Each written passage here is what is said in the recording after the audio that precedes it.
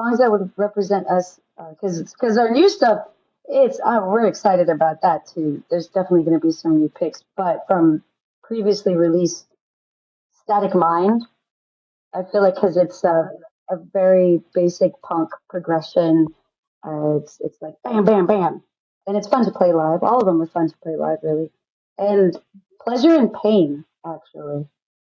I just like have a bit of a dark side too, so I like that it has like this kind of mysterious, dark,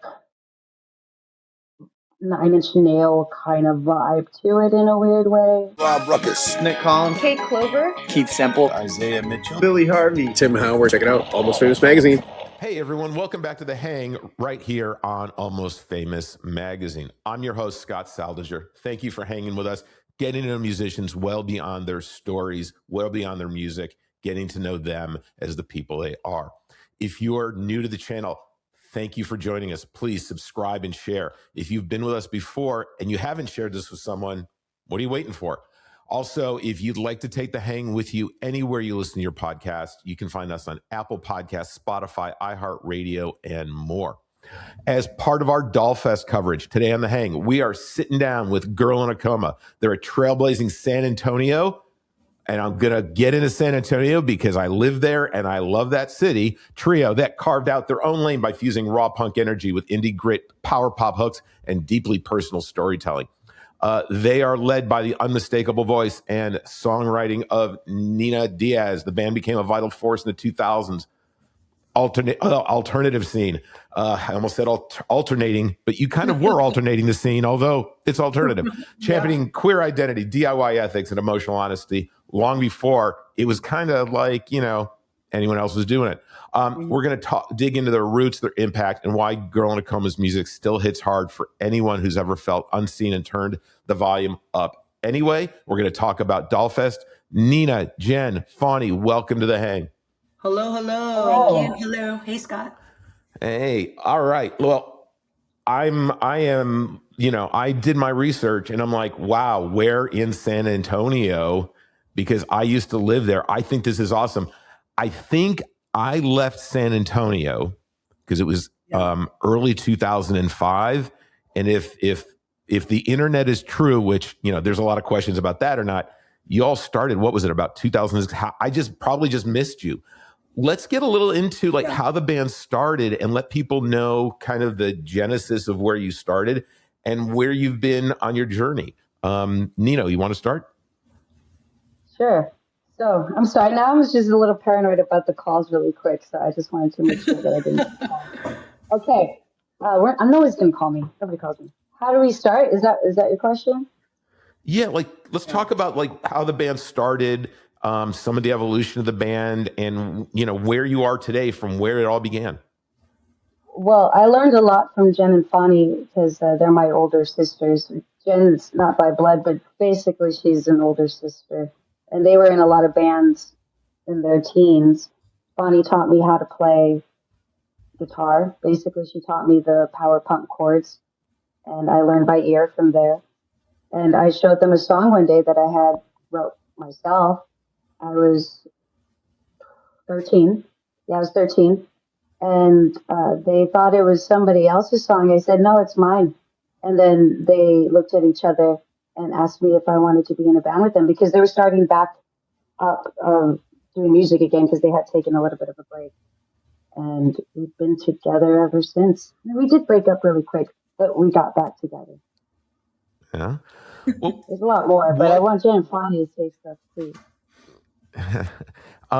And what is it about the music you're making that draws you to the sound? You could have chosen any other genres, right? But you're in this punk power pop that, what attracted you to that?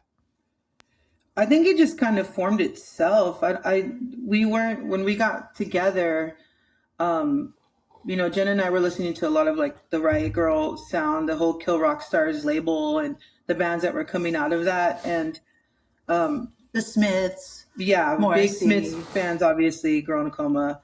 And I think, we were trying to start a band, Jenn and I, and we were going through members, and like Nina said, we discovered that she showed us she could sing and she could write, and you know, despite the And I age could gap, dance. despite the age gap, we were like, screw it, man. Like it doesn't. We're 8 years apart, so we were just like, let's go for it. Let's try it. And there wasn't really any rules going in, like we're going to sound like this band or we want to be this band, or we just, Nina was writing already and was showing us what she was coming up with, and we were working around that. So it was never, you know, maybe more so is more influential of what she was listening to at the time. And I remember her listening to like Silverchair at the time. Yeah, And Silverchair, and of course, being the younger sister, I was influenced by whatever they were listening to, and my brother too. I did listen to Korn and Limp Bizkit, but that's my brother's fault. And but she doesn't rap in any of the Silverchair, songs. not yet. Not yet, yeah. It's I was coming. going to ask if that's coming up. Why not? One day. You could tell my influence of Morrissey because I kind of sounded like a little British for a while. I was finding my voice. I was finding how to manipulate my voice. So whatever I was listening to at the time, definitely Morrissey, Daniel Johnston, Silverchair, you can kind of hear that. When I listen back at some of the recordings, I sound very young, and I was 13, 14. But now at 38, I feel like, well, I'm basically going to be 38. I have a better hold of my sound now. And that's from listening to Bjork, to Jeff Buckley, to really Adam Ant as well. He sneaks in there a little bit. And I feel like we've always been the type of band that, you know, when we write songs, we want to show off our musical taste. It's really apparent in our third album, Trio B.C. There's a little bit of like rockabilly, you know, grunge, you know, whatever we were. Yeah, that album, like we dove into every genre, almost not every genre, but we kind of like it didn't really have a set sound. And I remember we had gotten like a review from like a college. I don't even remember. It was some like elite college, and they were very upset almost that we didn't make the album sound like one consistent sound. Like They had a giant board with a mathematical problem. We didn't have the chart of like sticking. It just went. They were mad that the sound was all over the place. But I think that's fun. It's to me, having like growing up having a mixtape of music. That's what you gave your friends. Like it was like here's every band that I like, and everyone's different, and that's what made it cool to be able to show them different genres of stuff. And I felt like that's what that record was. So shut up, stupid elite college. What do you know? Yeah, well, I think it's also because I was a teenager and I was basically growing up. So just like as a teenager changes their identity and tries to like figure out who they are at that time, it couldn't help but come out in the music that I was writing. And luckily Jenn and Fani were along for the ride and influenced it as well with, like, as they said, everything that they were listening to at the time. Even now, with their band Faya that they still have, which they began when we did break up for a moment, and I'm glad that they still have Faya. When you listen to the Faya album and my own solo album, if you were to listen it together, it basically makes a Girl in a Coma album in a weird way. That's true. I think. Yeah. Well, let me ask you this, because I mean, there are a number of bands that have come out of San Antonio. One that I was at Punk Rock Bowling last year, and Pinata Protest was there. Those guys are incredible. Yeah. Knowing and having lived in San Antonio for about 8.5, 9 years, there's so much culture and music and life. How does being in San Antonio impact y'all's music? Well, I mean, it was our recharge. We just got lucky. Like we started playing here, and the scene was very united at the time in the early 2000s. I felt, you know, when we started playing in a band, Jenn and I, in the 90s,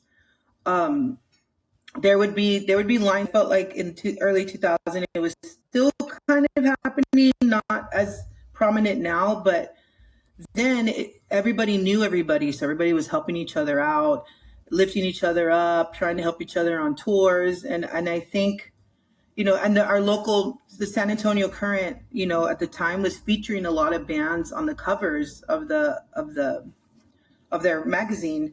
So I think having that happen, and having a lot of local publications that were happening. There was Firecracker magazine. There was all these people doing different things, and it was just pushing. It was, everything was helping. Right. So we ended up just starting to fill venues, and we would come back here, and we always knew that we were going to have a great hometown show. And so we were just so like, San Antonio, you know, you're our heart coming back to you. We needed that energy. Along with culture and, you know, Mexican music, everything plays into, you know, the development of Girl In A Coma. And it has to do a lot with San Antonio.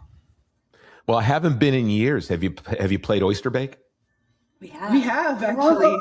And there wasn't a lot of oysters, right? Is that where? There was some oysters, but yeah. My memory of playing that was when we were facing the sun, so it was a brutal set, and the sun was hitting off of my cymbals, and my eyeballs were scorching.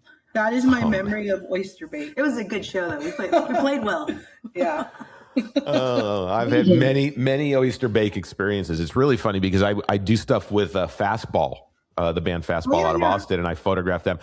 And I happened to see an Oyster Bake just when they broke.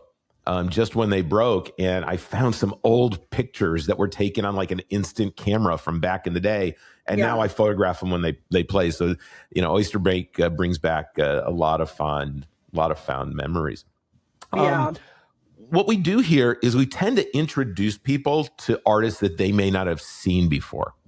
And although I look at your catalog, right, as your body of work. And yes, the tradition is you put out a single, single here, single there, maybe even an EP, whatever.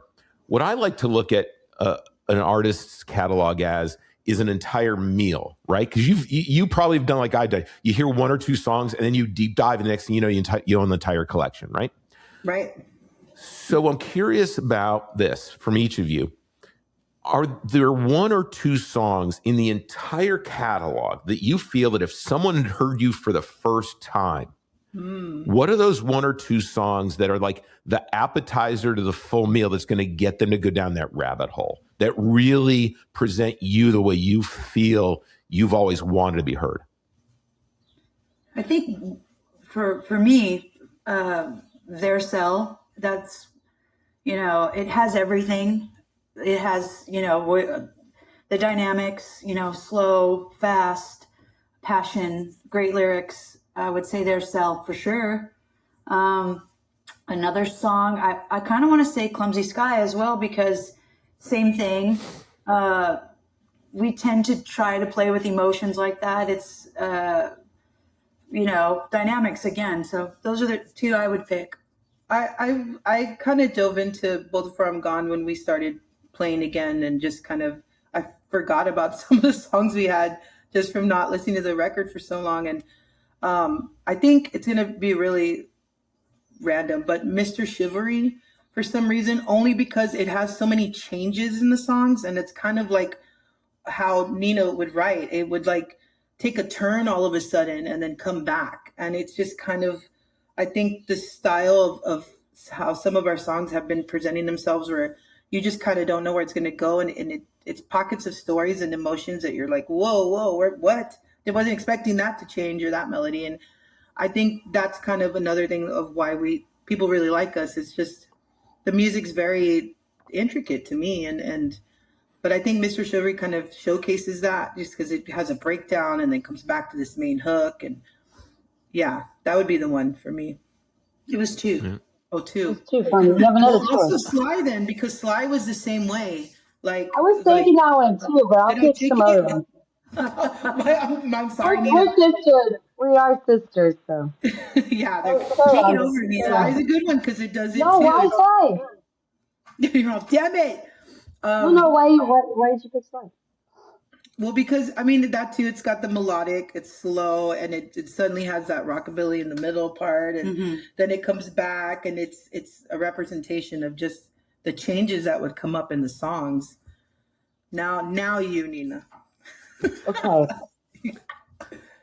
Songs that would represent us, because our new stuff, we're excited about that too. There's definitely going to be some new picks, but from previously released Static Mind. I feel like because it's a very basic punk progression. It's like bam, bam, bam. And it's fun to play live. All of them are fun to play live, really. And Pleasure and Pain, actually. I just like have a bit of a dark side too, so I like that it has like this kind of mysterious, dark, Nine Inch Nail kind of vibe to it in a weird way. So I'd say those two. Excellent. Well, now everybody knows where to start, and then what they have to do is go out and buy the rest of the collection. Notice everyone I said buy. You know how we feel about supporting our artists. Art's not free. I'm curious. We all go through life with people who come in and out of our lives, and sometimes they give us something. They give us a gift. And I'm not talking about like a package with a bow on top, although metaphorically it is. There's someone who impacts us and can impact the direction of our lives, the way we think about things, the way we create things. I'm always curious, and it's okay if you don't, but any of you or all of you have someone who's come through your life that has really impacted you in a way that's been monumental to your creativity and your path through music? Nina's shaking her head. How about you go first? Yeah, actually, his name is David Garza. He's a musician originally from El Paso, but he's moved all over the place. He's played with a lot of amazing artists, and I guess his most claim to fame was winning a Grammy as one of the producers for Fiona's Apple's album, Vegetable Cutters. That's what it's called, right? Vegetable Cutters. He's the first person. He's always been in my corner, all three of us, but especially when I went solo as well, he helped produce my first solo record. He was the first one to get me out of my comfort zone. I was watching him play, and he just saw me watching, and he's like, "Come here," threw a guitar on me and said, "Play." And I'm usually one that likes to be somewhat prepared for things, so he definitely helped to push me to try things and to see how far I can push my talents, and also to see where I need to get stronger. Well, okay, so you use the word "Stronger," which is a song of his, and are you the disco ball girl? Because I love him. I love his music. It's not about me, but he did say basically in a weird way that balls. Sorry, I said balls. You can hear me still, right? Because I did something weird. Yeah. Keep going. Can you hear me? Yeah, you're good. Shit. You're good. Wait, can you hear me now? Yeah, you're good. Okay, I couldn't hear you. I couldn't hear you. Okay. Okay. Sorry. It's not about me, but he did say it's my song in a way. After covering it, he's like, "Oh, now that's your song." Like as far as to sing it, but it's not about me. No, I have listened to him since that album, and like always, even when I didn't live in Texas, I'm like kept an eye out for him. And I think last year he produced Fastball's most recent album as well. So totally love him. We did a song together too called "Weigh You Down." "Weigh You Down" is a song we collaborated on together that you can check out on all the platforms. Nice. All right, Jen, how about you? I'm going to say Alice Bag. She's been a long time, almost like a godmother, to us. She saw Girl In A Coma first, loved the band. We kept in touch. Later, she produced our other band, Fea's album. And we really got to know her. When I have questions, and we're talking questions about like record labels or something really intense. It's almost movie-like. Nobody else is going to know, to answer my questions. So I've reached out to her and I'm like, what do I do? Or, what should I say? What should not say? Because we're very similar creatures. Like we're, very strong women, and you got to think before you talk sometimes. And she's just been there for me, to direct me. And yeah, she's incredible. You guys are name dropping people that I know. She is in one of our Dollfest episodes, and she is so delightful. She is so fantastic. Awesome. I really, Oh yeah, no, she's amazing, and I love what she's doing now with kind of her pivot, because she's trying to pivot out of punk into this jazz kind of thing. Right. Love it, absolutely love it. She's made an impact on you. So, Fani, how about you? Actually, Lori Barbero. She was one of my biggest influences as a drummer, and she also produced some Faya songs. And hanging with her and her spirit, and just the fact that she's like, I know she's done like so many amazing things and tours and knows so many people. She's like the one in the band that like connected with everybody and is friends with everybody to this day. And I saw a lot of similarities in her and me, and just seeing her positivity and being able to stay that way no matter what's coming at her has been like, that's how I try to be. I mean, because I'm always nervous, like, oh, like always getting after everything. And I try, no. But I try to kind of remember how she is sometimes when I start to get overloaded in my head, and just kind of decipher and pick and choose my battles rather than overload myself, So, and on top of that, she's a great drummer, and she doesn't overanalyze herself either. She does what the song needs, and that's what I try to do. So definitely Lori. Nice. I love it. Because of kind of the message in a lot of your music and things you support, we live in a world of constant feedback, and the truth is it's not always great, right? Right.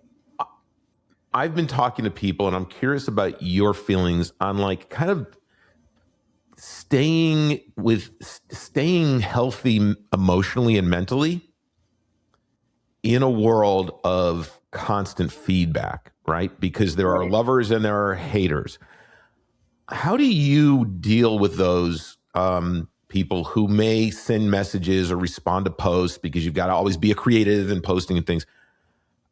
How do you keep yourself focused on your mission and what you're doing, and kind of keep yourself healthy emotionally while pushing that stuff aside? Do you have any tips or tactics or things that you do that could benefit other people who are struggling with the same thing? I think being, we got like little taste of it, when YouTube was out, and you read a comment, you're like, well, fuck you. I think we actually like responded back to a few, but I think what it is that you're going to drive yourself mad if you pay attention to that stuff. I mean, honestly, like the perspective is that let's lay it all out. What are they going to say? Oh, you're fat. You're not the image, or your music sucks. And if you already can predict everything they're going to say, it makes it less of a thing. So really have to zoom in on the positive. Like, your music inspired me. I love this song. You have to just not give a shit. Like when we're young, you're younger, and I know it's more vulnerability, and you want to take in like, what do they think about me? But at the end of the day, this is your art. This is your creativity, and there's going to always be somebody who's going to try to bring it down, whether it's because they're not on that level. There's many reasons, why people do what they do, but you have to just not give a shit. You have to know what you're doing is for you and for the people, and you have the people there for you that are, support, and that's it. You look forward. You just don't get dug into that. And it's a rare thing, like, hey, I've come to your show to let you know that I don't like you or whatever. It's usually people behind the computer that are, I was pretty impressed. They came to the show, I'm like, no. Yeah, wow, that's a lot of effort to put into hate. Yeah, that's a lot of effort.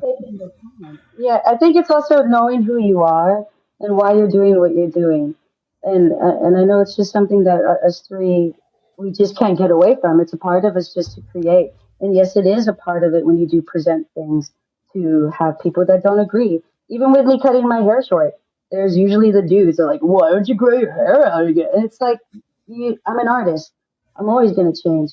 And because you want me with long hair, that I'm not going to, okay. Because you say I should do it. I think just knowing who you are at the core matters a lot. And personally, I'm 12 years sober. So I started with AA meetings and with a sponsor. And then I have a therapist that I go to as well, that I do cognitive behavior therapy and EMDR therapy, that has really helped me a lot to move forward with a lot of things, to understand triggers. So if anybody has the means of any type of therapy or going to, I think meetings in general are just great to find community. Finding community is very important, even if it's just a handful of people that they just get it. I think it's important rather than staying alone in your room thinking that you're all alone. Yeah.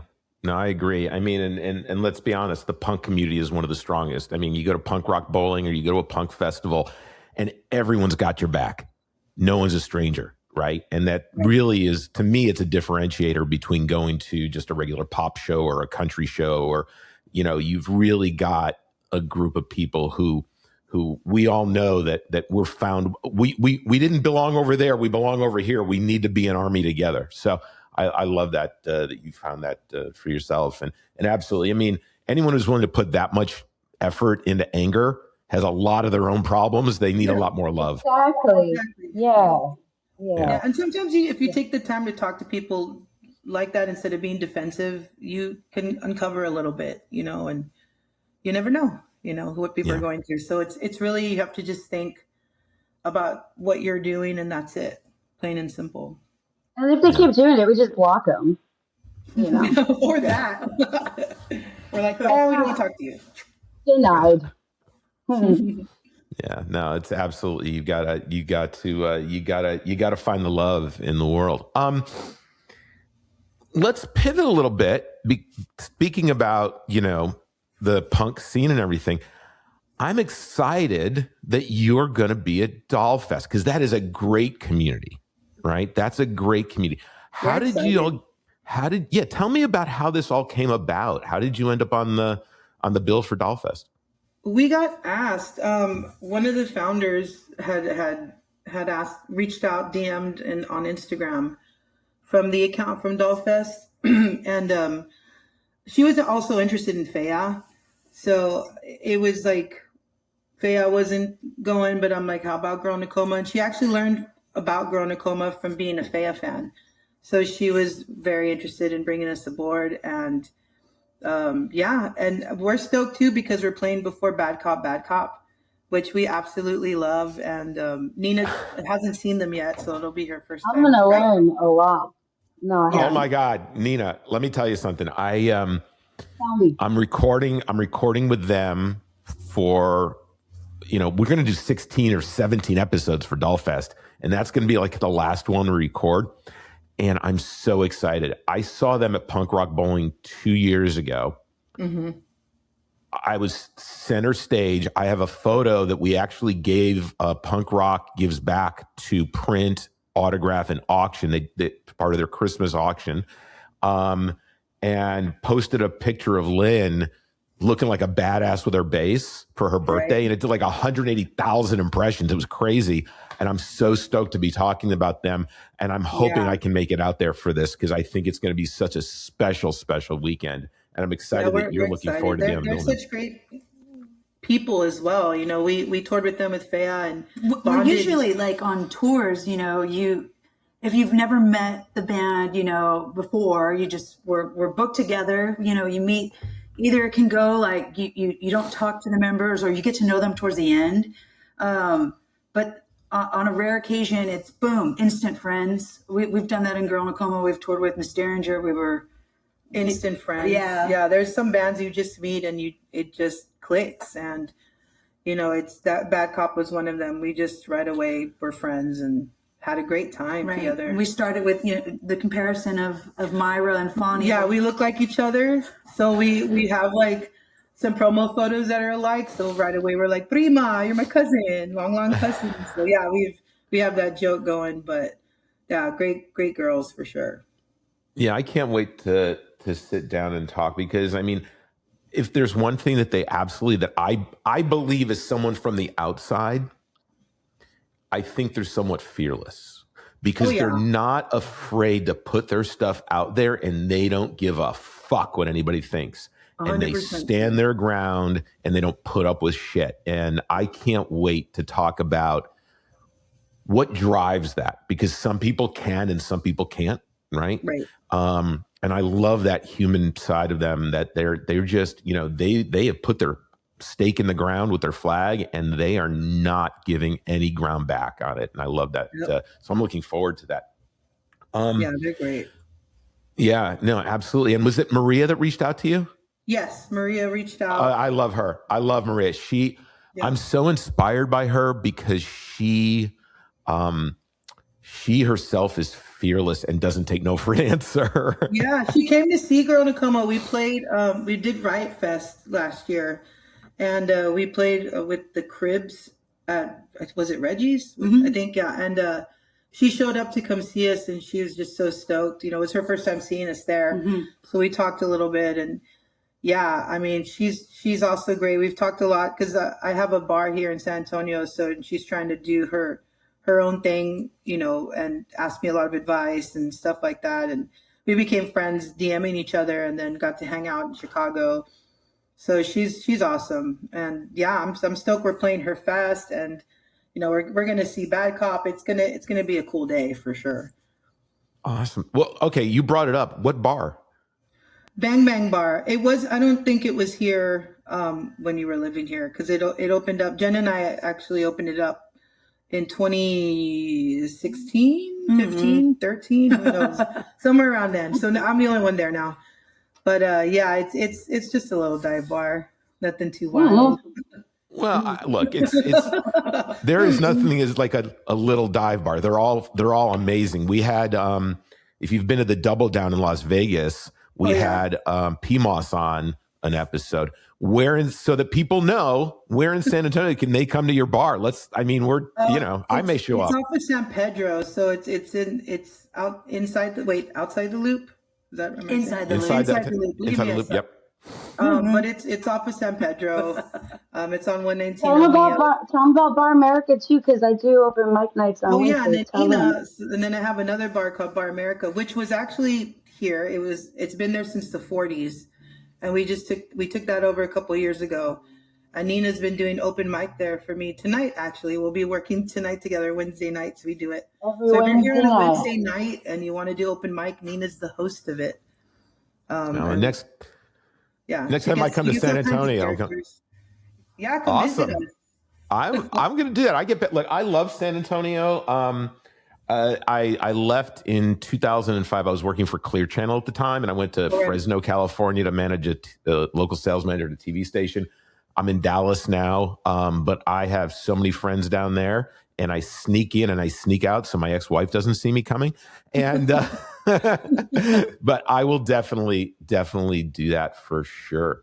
I'm always curious because some people have dreams. We all have aspirations. We want to do something in our lives. Some people have vision boards. Some people just make lists to do. But I'm always interested in the fact that, being an artist and having a chance to collaborate or work with someone can be a magical thing, but not everyone is accessible. So one of the things that we love doing is putting it out there in the world. Let's get our dreams out on the table. So, is there, Nina, I'll start with you. Is there someone that you've never worked with before that if you could get in a studio for a day to work with, a musician, a producer, whomever, to be creative for a day, who would that be and why? Why them? I choose Mike Patton from such bands as Faith No More, Mr. Bungle, many, many other bands. I love his way of multitasking. And I met him when we played, what was the festival we played? I think it was Fun Fun Fest. It was Fun Yeah, the Fun Fest. And he had I think it was Peeping Tom that was playing. And he went to the little green room area. And I was with Fani. I was like, oh, I don't know, Fani. I was really nervous. And I was going to go walk back there, and security was like, no. And I gave him come on. And they let me go back there to shake his hand. And I was like, oh, my name's Nina. I'm a Girl In A Coma. I'm a big fan. He's like, oh, yeah, I've heard of you. And I thought, no, you haven't. But thank you for saying that. He just seems so real. Anything I've ever heard, any interviews, he's just real. And I would just love to just be in his vibe. And anything he has for me to try, I'd be willing to. I'll rap. Whatever he wants me to do, I'll do it. So well, it's out there in the world right now. And anybody watching, if you know him, if you walk his dog, if you clean his house, if you have dinner with him once a week because you're a good friend, you got to let him know that Nina would love to work with him. Jenn, how about you? I think I'm going to choose, well, because if I may, a little backstory. I mean, we've been very privileged, spoiled, that we've gotten to work with a lot of our, heroes in music. But there's one that we have not got to meet. I would love to work with her. It's going to be mine too. What, Kathleen Hanna? Yes. Yeah. Because, that's the whole reason why, I mean, the whole reason why we started was because we saw Babes in Toyland.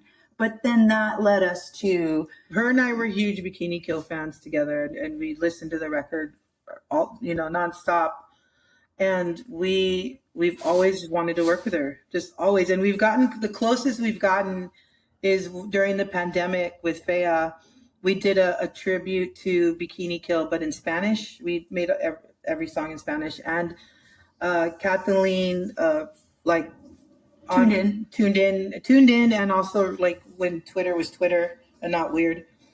She put in, go watch the show and tune in here. And she's known of us because of the Joan Jett, we were on Blackheart Records, and Joan has spoken about both Girl In A Coma and Fea. But that, that whole thing we did for COVID, it's badass that we did the songs in Spanish, Bikini Kill songs in Spanish. But it was also kind of cringy because we were drinking at the time. I don't know. Maybe she looked at us and was like, I thought it was fun, so I don't know what she's talking about. But anyways, all of it. Yeah, but I'll be honest. And if anyone's connected to her, let's make this happen. But I don't know if you've seen what Easy Band is doing. This band from Houston. Yeah, have you seen Easy Band? Totally. I think that's fabulous, right? If you're willing to take, whether they're taking an American song and making it Tejano, or you're taking and taking up a punk song and putting in.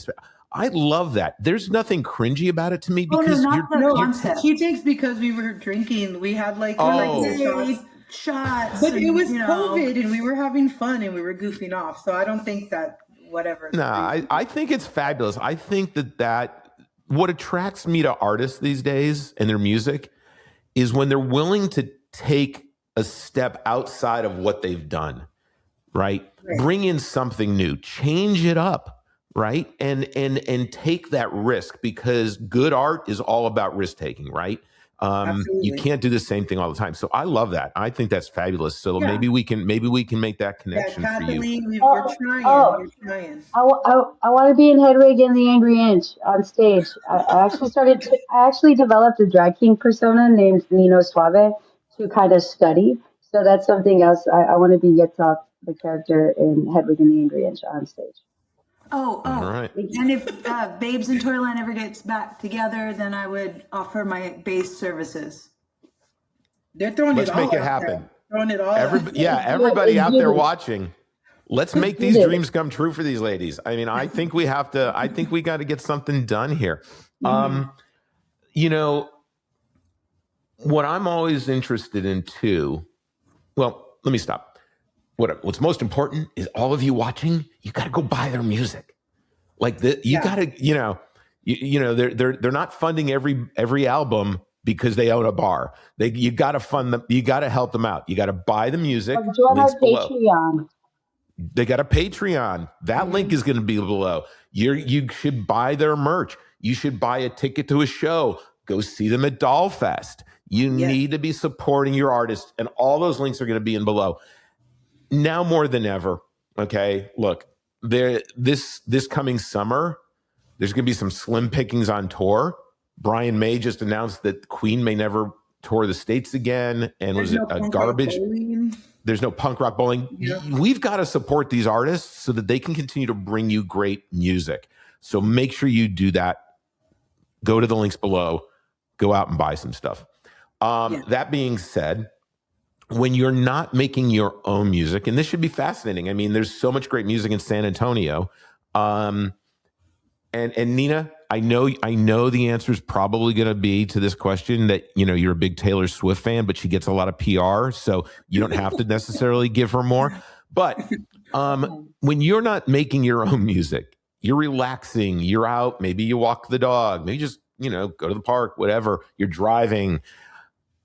who's an artist that you're currently listening to that if we were sitting around a table, we're sitting at the bar and you're like, Scott, you've got to hear this. I love this stuff. I got it on repeat. Introduce me to an artist that each of you are listening to that would be super cool for me to add to my collection. Well, I haven't really listened to anybody like new. So you probably already heard of this artist. I love Billy Idol. I've been listening to a lot of Billy Idol since I saw him with Joan Jett. We all went to see Joan Jett in Austin and Billy Idol, and oh my God, just everything is just amazing about Billy Idol. And then of course I dove down like documentaries and just his whole vibe, his whole story. So just his charisma, and I listen to a lot of Muse too. So I have a question because I've seen him before. I saw him in Las Vegas 2 nights before the world shut down. Okay. I have a question. Steve Stevens, who's doing his hair? Because it seems to have a life of its own. It's great. Yeah, it's beautiful. Fani could have that. I could do it if I wanted to, yeah. Yeah, if only. I could have showed up in the interview like that. Yeah. I feel like you had it like that in one of our videos. Didn't they kind of make you goth? Yeah, Fani does look like him. Yeah. Yeah, go watch. Is it in El Monte? Go watch that I think video. it's El Monte. Yeah. It's green. All right, Jen, who you jamming out to? Who you want to share with me? Anybody new I can't think of offhand. And we are listening to a lot of new artists in the van right now, but I'm always going to choose. What's that Spanish singer you've been showing me? It's with a very pretty voice. If she's Spanish, it's like she sounds almost old-timey. I'll say her name wrong. Yes. I know who you're talking about. Okay, yeah, and we're from San Antonio. But I was gonna say Super Drag just because it's always the go-to, you know. Remember Super Drag from the 90s? Jen went to go see them in the Troubadour. They haven't played in a long time. They played a handful of shows in LA and then a handful in New York. I caught the LA show and it was, you know, really cool because I've grown up watching music videos and, you know, I had been wanting the Regretfully Yours on vinyl. I finally got it. So yeah, it was a really cool experience. So Super Drag. Mon Laferte. You found it? Mon Laferte. That's her name. All right. Got it. All right. Jen turned me on to her in the van traveling. But for me, I'm a big fan. So is Nina. The Drums, this band called The Drums. I've seen them probably like 6 or 7 times already. I just really like them live, and I think the melodies are great. I think Johnny Pierce's voice and words, and I think everything about what they do is awesome. It's just a hooky band that it's just good vibe music, you know, and I just think they're great. So that's also like kind of a record. All 3 of the records I'll keep going back to. So The Drums, definitely one. I'm gonna have to check them out. I haven't heard them before. I am gonna do everything I can to get out to Dollfest. Everyone watching, if you don't have plans for the last weekend in March, what are you waiting for? Right. We don't have punk rock bowling this year. We don't have as many festivals. You got to get out to Dollfest. I'm gonna do everything I can to get out there. Get yourself a ticket, get on a train, a plane, drive, whatever. Get out to Dollfest so you can see. Yeah, we haven't been to the Bay in 10 years, I think, as Girl In A Coma. So this will be our first time back playing in Oakland. And so if you're in San Francisco, we've been getting a lot of messages from San Francisco. And now we're going to be there in Oakland playing Dollfest right before Bad Cop. So you get to see us both together. And yeah, it's been a long time. It's been over 10 years. So it's going to be San Francisco. We have some new music that we'll be playing as well. Mm-hmm. Oh, new music at Dollfest. All right, San Francisco, you better show up. As a matter of fact, everyone watching, you better show up. So, Nina, Jen, Fani, thank you so much for spending time with me. This has been lovely to get to know you. I'm going to come to San Antonio and I'm coming to the bar. We're going to work that out too. Whether I make it to Oakland or not. Everybody, this has been so much fun. I appreciate you I appreciate our audience for hanging with us. Thank you so much for sticking with us. And just remember, it's so important. Love yourself, respect yourself, and do the same to others. We all need that in our lives. We're all in this together. So until we see each other again, thanks so much for hanging. Ladies, it's been a pleasure. Bye for now. Thank you. Bye. Thank you. Bye.